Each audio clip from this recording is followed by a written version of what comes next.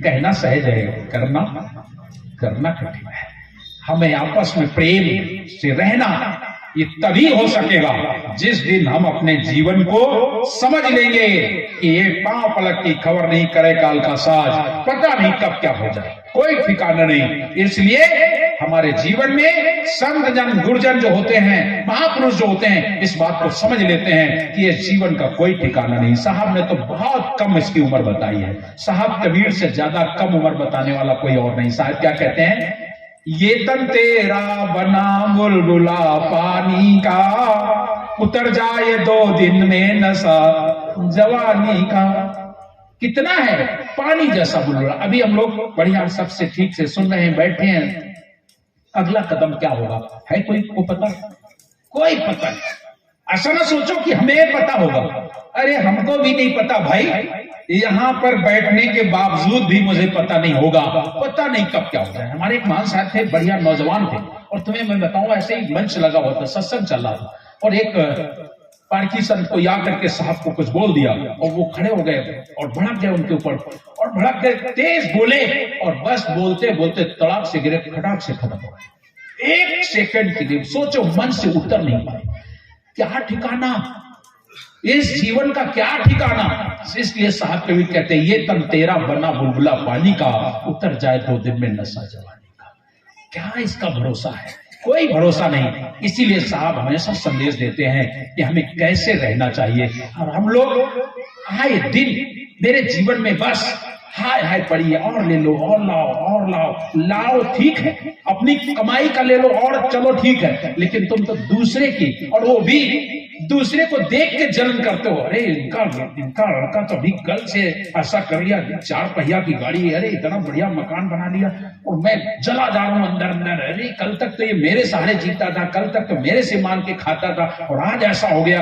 तो वो चैन नहीं पा रहा है, उसको चैन नहीं आ रही। अरे उसको चैन होनी चाहिए कि वाह भगवान बड़ा दयालु है, कल तक तो ये बेचारा भीख मांगता था, कल तक तो मेरे आश्रय रहता था, आज ईश्वर ने सुन ली, आज कितना सुंदर हो गया। उसके जीवन में शांति होना चाहिए, लेकिन शांति नहीं, उसे नफरत हो गई, ईर्षा हो गई, और ईर्ष्या में खुद जला जा रहा है। और ईर्षा ऐसी आग है कि तुम्हें ही जलाएगी और को नहीं। आप ईर्षा करोगे तो कौन जलेगा?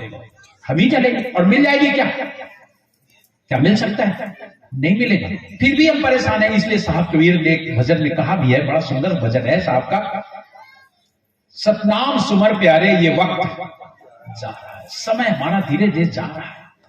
आज चला कोई काल चला, कोई रहने नहीं पाता, जगत में यही तार लागी, बड़े बड़े सब पीर और लिया चले त्यागी, सब कुछ आता है। साहब कबीर कहते नाम का स्मरण कर, सतनाम सुमर प्यारे, बड़े प्यार से, कितना प्यारा शब्द है साहब, कितने प्यार से कहते सतनाम सुमर। किसको कह रहे हैं? तुमसे कह रहे हैं, हमसे कह रहे हैं, सबसे कह रहे हैं। प्यारे साहब तुम्हें प्यारे कह के बुला रहे हैं, सतनाम सुमर प्यारे, ये वक्त जा रहा है, तुम लोग प्यारे हो हमारे। क्यों? तुम हो कौन? मेरे अंश हो, किसी और के नहीं। किसके हो? सतपुरुष के अंश है, ईश्वर के अंश है, हो कि नहीं? तो साहब तो ईश्वर अंश जब हो तो प्यारे ही कहेंगे, अपना प्यार से कह रहे हैं सतनाम सुमर प्यारे, ये वक्त जा रहा है, समय जा रहा है। अरे प्यारे तू नाम का सुमरन कर, सतनाम सुमर प्यारे, ये वक्त जा रहा है। और मानुष शरीर पाके और ये और चला जाए तो चला जाए। ये तन तो तुझे इसीलिए मिला है, केवल एक ही काम के लिए है, केवल भक्ति भजन के लिए मिला है, और के लिए नहीं मिला। भोजन साधन मैथुन कर्मा मोह नींद और खटकर्मा पशु मानुष सभी में व्यापे। जो तुम्हारे जीवन में है कार्य, वो तो पशु और मनुष्य सब में। तुम्हारे अंदर एक विवेक, एक ज्ञान अलग से दिया गया। जो पशु करते हैं वो तू कर रहा है, फिर पशु में तुम्हारे में अंतर क्या है? भोजन साधन मैथुन कर्मा मोह नींद और खटकर्मा, ये तो सब पशु पक्षी नहीं करते हैं। भोजन सबको तलाश है, सभी लोग भोजन करते हैं, करते कि नहीं? लेकिन पक्षी कितने सुंदर होते हैं, कितने सुंदर, दिन भर चुनते हैं, लेकिन ऐसा नहीं कि वो बांध के घर ले आते हैं, नहीं लाते हैं। और हम लोग खाते हैं और बांध के ले आते हैं, और वो भी अपने लिए नहीं लाते हैं, अपने बच्चों के लिए लाते हैं। और अपने बच्चों के लिए उस दिन के लिए नहीं, 7 पीढ़ियों के लिए रख देते हैं। पक्षियों को देखो, पशुओं को देखो, गाय को आप चारा डाल दो बहुत सारा, क्यों भाई कितना खाएगी? कितना खाएगा, सीमित। और आप लोग भोजन करके निकले हो और बाहर पहुंचे जाके, आओ चलो चाय पी लेते हो ना, थोड़ी दूर गए और समोसा खा लेते ना। हमारे यहाँ एक गुरुजी थे, संत जी हमारे आश्रम में रहते थे, एक बड़ी सुंदर कथा सुनाते थे।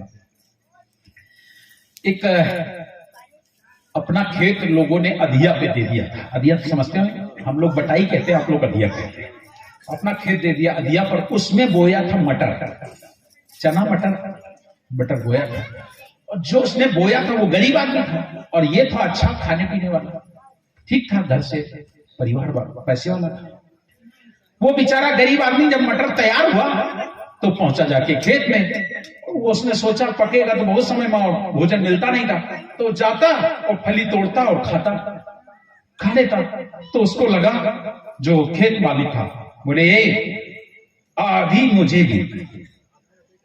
तो बेचारा तोड़ के लाए और आधी रख दे बांट के, वो खाए तो वो भी खाए। अब वो आया था खाना खा के, अब वो बेचारा भूखा, उसने तो खा लिया तो भूखा था, और वो इस लालच में कि अगर नहीं खाऊंगा तो ये खराब समझेगा, इसलिए खा लेता हूं। और उसने खा लिया, सारा मटर खा लिया और भोजन भी करके लाया, ऊपर से मटर भी खा लिया। अब हुआ क्या, वो तो नुकसान करेगा नहीं। अब नुकसान करने लगा, इतना पेट फूलने लगा, और वो तो बहुत भूखा था, तो उसने तो पेट भर खाया, और जितना उसने खाया उसने भी खा लिया। क्योंकि अगर खाते नहीं तो ये मेरा हिस्सा चला जाएगा, इस चक्कर में खा गया कि मेरा आधा ये अगर नहीं खाएंगे तो ये तो खा लेगा, ये तो पेट भर के खा लेगा, मेरा हिस्सा चला जाएगा। तो उस चक्कर में उसने पेट भर उसने भी खाया, और उसका जो हिस्सा था उसने भी खा लिया, और इतना खा गया कि अंत में पेट में दर्द हुआ और मर गया। घर वाली रो रही थी, और रो करके क्या कहती थी, मरते तो नहीं थे लेकिन सजिया ने मार डाला। मतलब समझे, सजिया ने नहीं मारा, उसका कहना था कि साझीदार ने मार दिया। साझीदार ने नहीं मारा, तुम्हारे लोभ ने, तुम्हारे लालच ने मार दिया। तुम्हारा लोभ इतना होता है, तुम्हारा लालच तुम्हारे जीवन में इतना है, उस चक्कर में हम मारे जाते हैं, उस चक्कर में हम बर्बाद हो जाते हैं। हमारे जीवन में कमी कुछ नहीं, लेकिन हमारे जीवन में लोभ है, इतना लोभ है, कितना लोभ तुम्हें बताऊं। एक सज्जन कहीं बाहर से आ रहे थे, उधर गन्ने का खेत था, गन्ना काटा जा रहा था। तो गन्ना जो काट रहे थे उन्होंने देखा, तो उनको पहचान थी, आपस में पड़ोसी थे, आवाज लगाई, फलाने भाई, अरे जा रहे हो चुपचाप, आओ ना, इधर आओ, गन्ने में आओ, गन्ना चूस लेते हैं। तो बोला भाई मेरे पास टाइम नहीं है आज। अरे भाई कैसी बात करते हो, रोज तो निकलते नहीं, आओ ना, ले वो चूस लो। बोले नहीं बेटा मेरे पास भैया टाइम नहीं है। बोले नहीं है टाइम तो एक लेते ही जाओ। तो उसने एक गन्ना दे दिया, बढ़िया सुंदर गन्ना, बड़ा सा दे दिया। वो दो भाई थे, दोनों को एक एक बेटा था। अब वो बेचारे वहां से चला आ रहा था, तब तक दोनों बच्चे एक साथ रहते थे, भाई का बेटा और उनका बेटा, दोनों दौड़ पड़े। एक कह रहा पापा मुझे दे दो, एक कहता काका मुझे दे दो। दोनों मांग रहे हैं। उन्होंने क्या किया, सर में रख के गन्ने के दो टुकड़े करके, और दो टुकड़े करके जैसे हाथ में लिए, आ करके दोनों बच्चे खड़े हो गए, ला मुझे दो, दोनों दौड़ने लगे। तो उन्होंने ऐसे हाथ किया, लो एक तुम ले लो, एक तुम। मतलब समझ रहे, जो आगे वाला गन्ना था वो इस हाथ में था, पीछे वाला इस हाथ में, और बच्चा आ गया इनका इस हाथ में, और भाई का बच्चा इस हाथ में, ऐसे करके दे दिया। ये हमारे जीवन में लोभ और मोह है, समझ रहे। उस भाई ने देखा और कहा एक गन्ने के दो टुकड़े में ऐसे हाथ करते हैं। और भी बच्चे पढ़ेंगे लिखेंगे, कोई कहेगा मुझे 500 फीस चाहिए, कोई कहेगा 1000 फीस चाहिए, तब तो विवाद हो जाएगा। बोले अभी भैया घर का बंटवारा कर दे। घर का बंटवारा हो गया, धन संपत्ति बंटवारा हो गई, भाई भाई में दूरियां हो गई, केवल एक गन्ने के लोभ में, एक गन्ने के लालच में, और बच्चों के मोह में परिवार से अलग अलग हो जाते हैं। सोच रहा हो मेरे जीवन में कितना बड़ा मोह है, कितना बड़ा मोह है। क्यों भाई, अगर तुम्हारा बच्चा आगे वाला चूस लेता तो क्या दुबला हो जाता क्या? भाई वाला भैया का बेटा अगर पीछे वाला गन्ना चूस लेता ज्यादा तंदुरुस्त हो जाता क्या? लेकिन मेरे जीवन में मोह है, मेरा बेटा है, मोह है इतना ज्यादा, मेरा बेटा है, लोभ है इतना, अरे कैसे अपना गन्ना उसको दे दें, ऐसे करके दे दिया। मैं आपको बताऊं, ये हमारे जीवन में लोभ है, यही हमारे जीवन में मोह है। और इसी लोभ मोह में हम लोग, इस लोभ मोह के चक्कर में घर में तो करते हैं, लेकिन ईश्वर के प्रति भी हमारा यही लोभ मोह चलता रहता है। इसी लोभ मोह में हम ईश्वर को भी, परमात्मा को भी नहीं पहचान पाते हैं, वहां से दूर रहते हैं। तो साहब कबीर हमारे बड़े प्यार से कहते हैं नाम का स्मरण करो। क्या कहते हैं? नाम का स्मरण करो, सतनाम सुमर प्यारे, ये वक्त जा रहा है। और मानुष शरीर पाके अन्न जीवन में भजन नहीं हो सकता है, भक्ति नहीं हो सकता है। महापुरुषों ने क्यों लिखा है कि मनुष्य तन बहुत दुर्लभ है? भगवान ये महाराज तुलसीदास जी महाराज ने क्या लिखा है? बड़े भाग मानुष तन पावा, सुर दुर्लभ सद कर दे। क्यों?